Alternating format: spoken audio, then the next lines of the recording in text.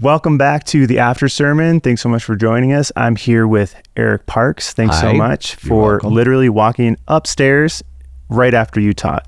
Love it. Appreciate it. All right. So unpack just a tiny bit of what you talked about, and then we'll dive into some questions. 3 parts. One is this: there is no such thing as a spiritual life because everything is spiritual. Your whole life is spiritual. Everything is then forming us. That's part 2, that you are being formed all of the time. Every conversation that you have, everything you watch, all your scrolls are forming you. And then part 3 was, but to begin to be formed into the likeness of Jesus, which John Ortberg says, Christ-likeness doesn't happen on accident. It takes intentionality. So where do you start? And you start with the story. You have to understand this meta-narrative of the gospel, really going all the way back to Genesis.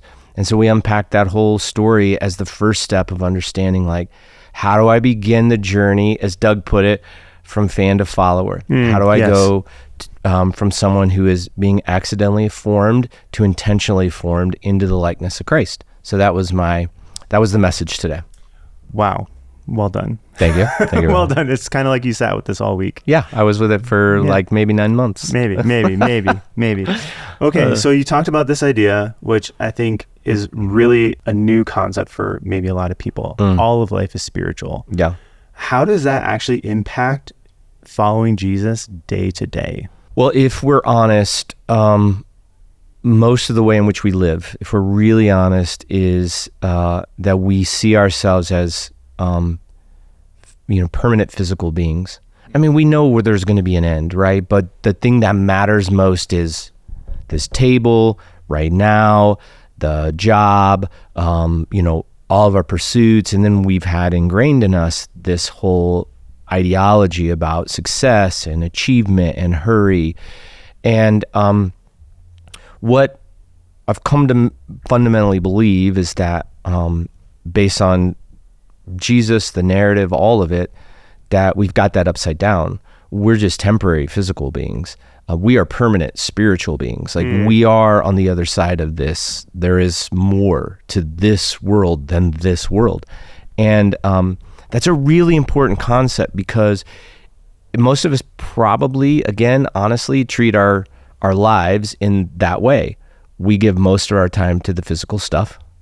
And we don't see how any of that physical stuff has any bearing on spiritual things because we see spiritual things as like a quiet time in the morning. Like there are these few activities that I do that are spiritual.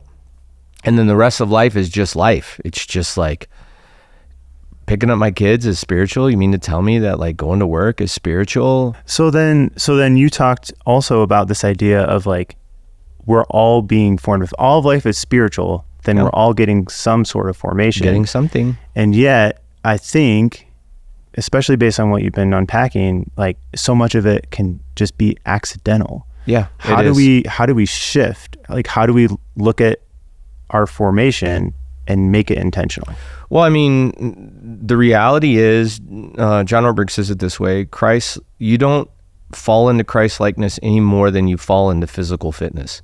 Like, you have to create a pathway of like action, thinking, our bodies, our minds, where we begin to do things that will form us into the likeness of Jesus, right? So, I mean, plan sounds so like robotic, but the truth is intentional formation means you're intentional, right? You begin to see your life differently. That how I show up at work, it's more than just a paycheck. It's more than that.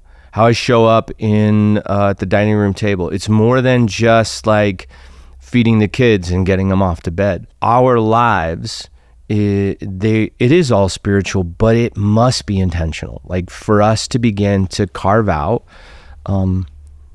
blocks of time, ways of thinking. Some of it's just awareness, because here's the reality. Like for many people, this whole idea that I'm being formed all the time, that's a brand new concept. But if you stop and think about it, much of the things that we do in our lives feel like I just fell into it. So the algorithm on your phone is so simple, and I'm not trying to just pick on cell phones. It's just the easiest, right?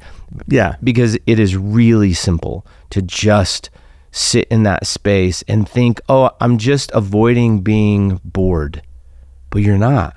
Every swipe, every moment, you are being formed, and that feed is forming you. Well, okay. So then what's really interesting when you bring up that feed or what's forming you, so often what we're being formed by then influences the story that we think we find ourselves living in. Absolutely, it does. And then, but then when we're in this story, maybe not the grander story, but the story we think we're living, it just becomes this false narrative. Mm-hmm. And we find ourselves in this very small, isolated kind of story that we were never meant to live. How can someone identify that? Well, the first step is you have to believe that that's true. Like if you don't believe that, well, my phone's not forming me, I'm not living an alternate narrative. This is, I mean, if you believe that life is about getting and having, and that's it, there's not much to do with that, right? Right. If you sense though, that maybe all that narrative promises seems to be falling short, there is an opportunity to explore a different narrative, right? And here's the truth, you live out of your narrative. I was watching, there's a commercial for Bose headphones. Yeah. And they're showing people walking through life and it's noisy and chaotic, and then they put on their headphones and then there's like a jam. Amazing noise cancellation. Yeah. It cancels the noise and then it gives you like music. I mean, that is an actual perfect metaphor for how most of us are living. We have a song, a narrative, a soundtrack. Pick the analogy, right, that runs through our head. Some of it's based on how we were raised, some of it's based on trauma, some of it's based on, what we want to be true, and we live out of that narrative. And the first step is to explore the narrative. Like, that's it. Like, sure, just be honest with yourself for a moment and go, what story have I been telling myself? Like, what story am I in? If you don't start there, then all of this other stuff, guess what happens? It all then just becomes little add-ons to your story. This is what Doug talked about in week 1. So true, right? So true. And so that we just put a little bit of Jesus into this broader narrative that we've created about people and life and, the world that I live in, versus starting over, looking at what God says to be true about where all of this is and where it's heading, and then beginning to learn, okay, based on that narrative, where do I fit in this?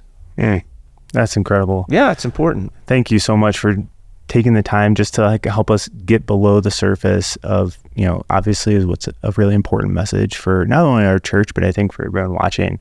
Yeah. This is a new season. And it's important. We got to start somewhere. Yeah. And my hope is that as many of the people around Plum Creek are diving into their follow guides that this week, because the first 5 days are all about the story, that we really will be honest and ask the Holy Spirit to reveal to us what story have we been living and what the alternative could be.